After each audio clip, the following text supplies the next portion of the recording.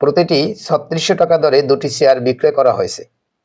একটি ২০% লাভে এবং অপরটি ২০% ক্ষতিতে বিক্রয় করা হয়েছে। সব মিলিয়ে কত লোকসান হয়েছে? শেয়ার হচ্ছে দুটি অথবা পণ্য হচ্ছে দুটি, একটি। এটার বিক্রয় মূল্য ৩৬০০ আর এটার বিক্রয় মূল্য ৩৬০০।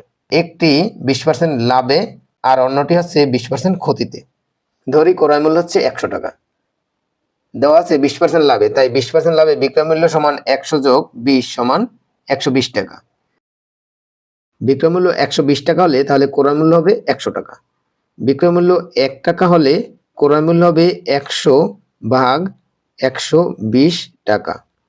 সুতরাং বিক্রয় মূল্য ৩৬০০ টাকা হলে ক্রয় মূল্য ১০০ গুণ ৩৬০০ বাই ১২০ টাকা। এই শূন্য শূন্য কাটলাম, ৩ বারং ৩৬ আর ১২ শূন্য শূন্য, ৩০ আর ১০০ সমান ৩০০০ টাকা। এরপরে বলছে ২০% ক্ষতিতে, তাহলে ২০% ক্ষতিতে বিক্রয় মূল্য সমান ১০০ বিয়োগ ২০ সমান ৮০ টাকা। বিক্রয় মূল্য ৮০ টাকা হলে ক্রয় মূল্য তাহলে হবে ১০০ টাকা। বিক্রয় মূল্য ১ টাকা হলে ক্রয় মূল্য হবে ১০০ ভাগ ৮০ টাকা। সুতরাং বিক্রয় মূল্য ৩৬০০ টাকা হলে ক্রয় মূল্য হবে ১০০ গুণ ৩৬০০ আর ভাগ ৮০ টাকা। এই শূন্য কাটলাম, ৪ দুগুণে ৮, ৪ নং ৩৬ আর ৪ শূন্যে ০।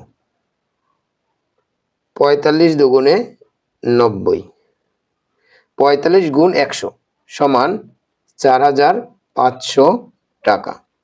একটির ক্রয় মূল্য হচ্ছে ৩০০০ টাকা আর একটির ক্রয় মূল্য হচ্ছে ৪৫০০ টাকা। তাহলে দুটি শেয়ারের বিক্রয় মূল্য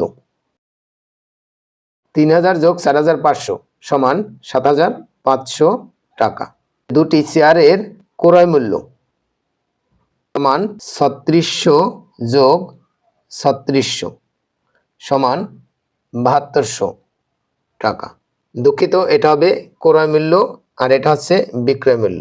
বিক্রয় মূল্য থেকে ক্রয় মূল্য যেহেতু বেশি, তাই এখানে লোকসান হয়েছে, অর্থাৎ ক্ষতি হয়েছে। সুতরাং লোকসান হয়েছে সমান ৩০০ টাকা। উত্তর ৩০০ টাকা।